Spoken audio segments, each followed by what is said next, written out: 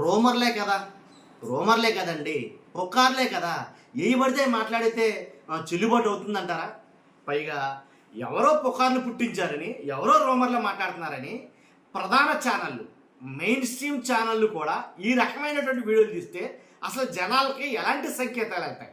ఉదయనిధి స్టాలిన్ అలాగే ఎవరైతే త్రిష ఉన్నారో వాళ్ళిద్దరికీ ఒక రకంగా నన్ను అడిగితే కనుక పచ్చిగా మాట్లాడడానికి రంకట్టి కట్టేస్తున్నారు. అదే కదా ఇప్పుడు ఎలా అంటే నేను ఒక వీడియో చూసా టీవీ వైష్ణవ్ గారిది. ఆయన మాట్లాడుతున్న మాట ఏంటంటే వాళ్ళిద్దరి మధ్య ఏదో ఉంది కాబట్టి ఇదంతా నిజం కాదు, మళ్ళా పుకారు. నిజం కానప్పుడు పుకార్లు అయినప్పుడు మళ్ళీ చెప్పడం ఎందుకు?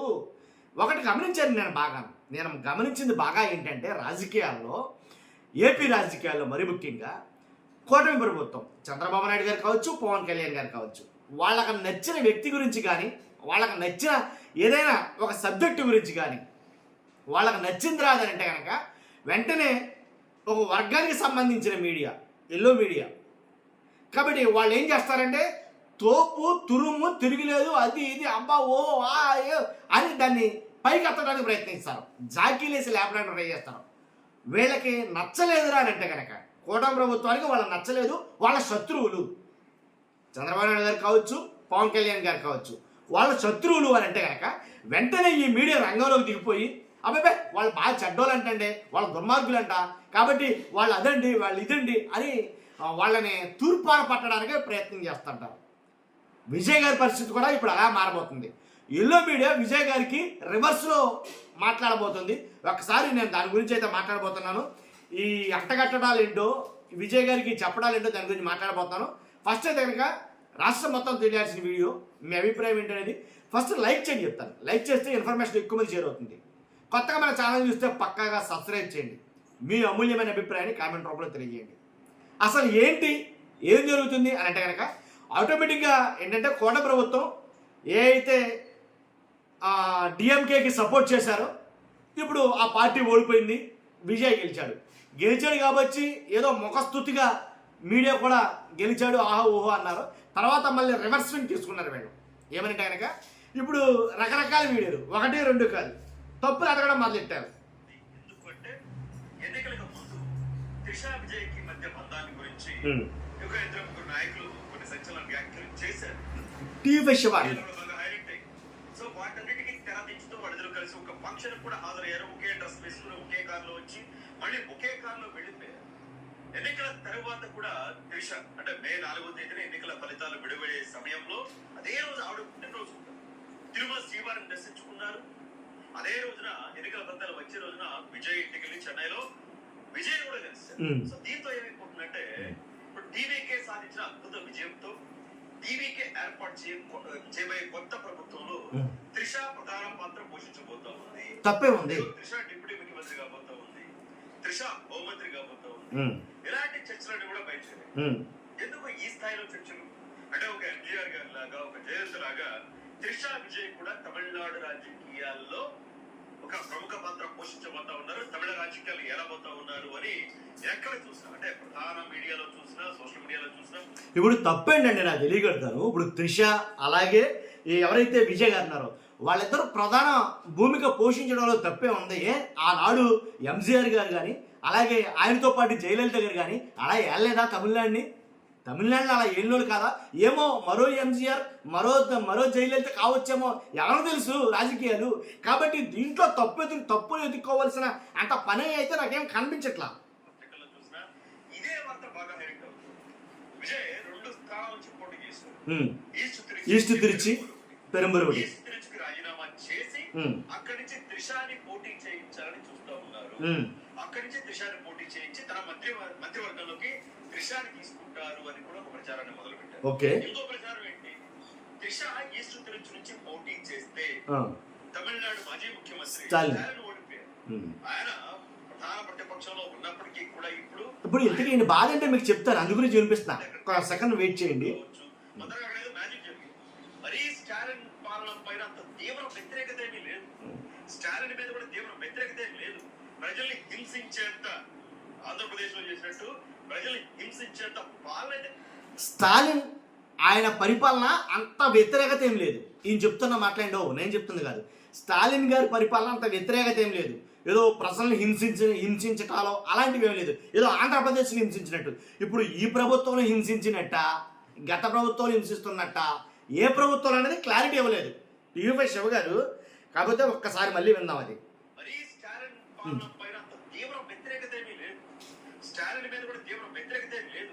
ప్రజల్ని హింసించేంత ఆంధ్రప్రదేశ్ లో చేసినట్టు ప్రజల్ని హింసించేంత పాలన అయితే స్టాలిన్ చేయలేదు.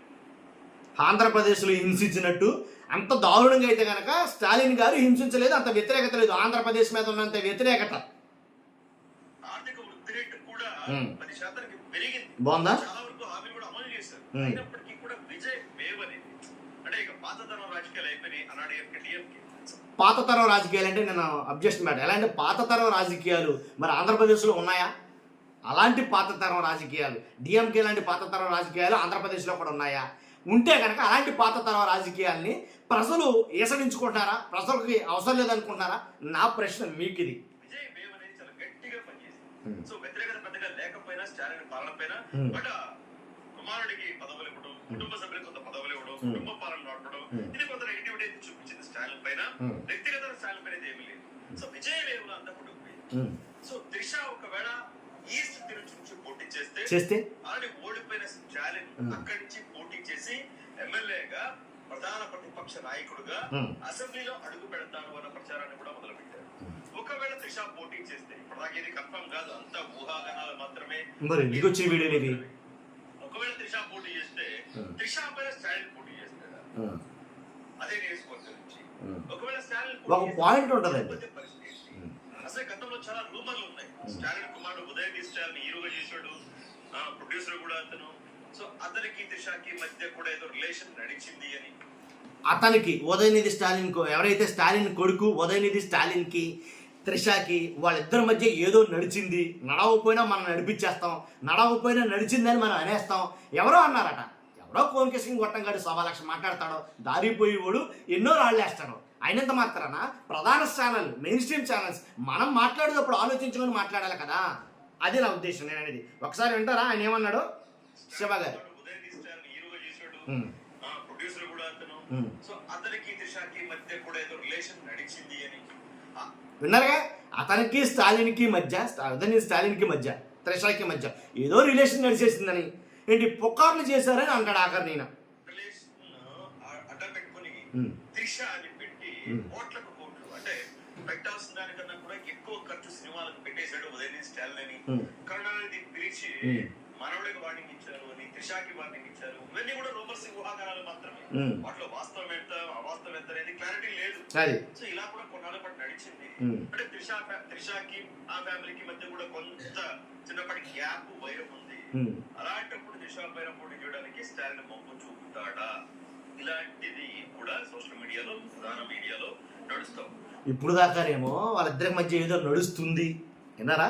తర్వాత వాళ్ళిద్దరి దాని గురించే చాలా పెట్టుబడి పెట్టేశాడు ఏంటి. తర్వాత వాళ్ళ ఇంట్లో వాళ్ళు తిట్టారు ఏంటి, కరుణానిధి తిట్టాడు, స్టాలిన్ గారు తిట్టారు, ఉదయనిధి స్టాలిన్ని అని అన్నారు అని అయ్యింది కన్ఫర్మ్డ్ ఏంటి స్టేట్మెంట్లు పాస్ చేసి ఎలాంటి ప్రచారం జరుగుతుంది, ఎలాంటి పుకార్లు జరుగుతున్నాయంటే కనుక నేను అనేది ఒకటేనండి. ఇప్పుడు కూటమి ప్రభుత్వానికి ఎవరైనా ఒకరు నచ్చకపోతే కనుక ఇక ఎల్లో మీడియా కూడా నచ్చవు. నేను ఏదైతే చెప్తున్నానో కొన్ని ఛానల్స్ వాళ్ళకు కూడా నచ్చవు. కాబట్టి అంటే ఏదో రకంగా మసిపూసి మారేడుగా చేసేయాలి మొత్తానికి. నేను బాగోలేదంటే దాని మీద ఏదో ఒకటి వేసేయాలి నింద. అది అలా తయారైంది ఎల్లో మీడియా. కానీ ఇంకోటి ఏంటంటే ఇప్పుడు ఇక్కడ అర్థం చేసుకోవాల్సింది ఏంటంటే ఈస్ట్ తిరుచి నుంచి మనం మాట్లాడుకుందాం, వాళ్ళ మాటలు పక్కన పెట్టేద్దాం. ఎలాగైనా 2 చోట్ల నెగ్గాడు ఈయన విజయ్ గారు. నెగ్గిన 2 చోట్ల నుంచి ఏదో ఒక చోట రాజీనామా చేయాలి ఖచ్చితంగా. ఈస్ట్ తిరుచి నుంచి రాజీనామా చేస్తారంటున్నాడు. ఈస్ట్ తిరుచి నుంచి రాజీనామా చేస్తే త్రిషాన్ని తీసుకెళ్ళి ఆ ప్లేస్లో పోటీ చేయిస్తే ఎలా ఉంటుంది? నా అభిప్రాయం కూడా అదే. పోటీ చేయిస్తే ఎలా ఉంటుంది? పోటీ చేయించవచ్చు. దీంట్లో త్రిష పోటీ చేయకూడదని రాజ్యాంగం ఏమో రాసిందా? లేదుగా. పోటీ చేయించవచ్చు. పోటీ చేయించి అక్కడి నుంచి ఎలక్ట్ అయితే కనుక అక్కడి నుంచి ఆమెను మంత్రిగా తీసుకోవటమో, లేదా అవసరమైతే డిప్యూటీ సీఎం అని చేయడమో, లేదా హోమ్ మినిస్టర్ చేయడమో తప్పేముంది? అర్థమైంది మీకు? రాజకీయ రెక్కల కూడా ఎలాగైనా ఎగరొచ్చు, చేయించొచ్చేమో. ఇంకో మాట ఏంటంటే నేను ఇక విడాకులు ఇవ్వను అని అంటున్నారు భార్య. ఎవరైతే ఆవిడున్నారో ఆవిడ పేరేదో ఉంది. అయితే విడాకులు ఇవ్వను, నేను వస్తానంటే మళ్ళీ విడాకులు ఇస్తానని బయటికి వెళ్ళిపోయి స్వయాన సొంత కొడుకు కన్న కొడుకే ఏంటి ట్విట్టర్లో మా నాన్న నాకు అవసరం లేదు అన్నట్టుగా ఆ హ్యాండిల్ నుంచి అతన్ని బ్లాక్ చేస్తే, కొడుకే బ్లాక్ చేస్తే ఏంటి ఇలాగ బ్లాక్ చేసి ఇద్దరు సెపరేట్ అయిపోతే మరలా నేను వస్తానంటే నేను యాక్సెప్ట్ చేస్తాడా విజయ్ గారు? నాకున్న అనుమానం ఇది. తర్వాత ఇప్పుడు త్రిషాన్ని తీసుకెళ్ళి అక్కడి నుంచి పోటీ చేయించి హోమ్ మినిస్టర్ కావచ్చు, డిప్యూటీ సీఎం కావచ్చు చేస్తాడా? చేస్తే తప్పేంటి? ఇవన్నీ నాకున్న అనుమానాలు. ఏమైనా సాధ్యమైతే మీరు నివృత్తి చేయండి.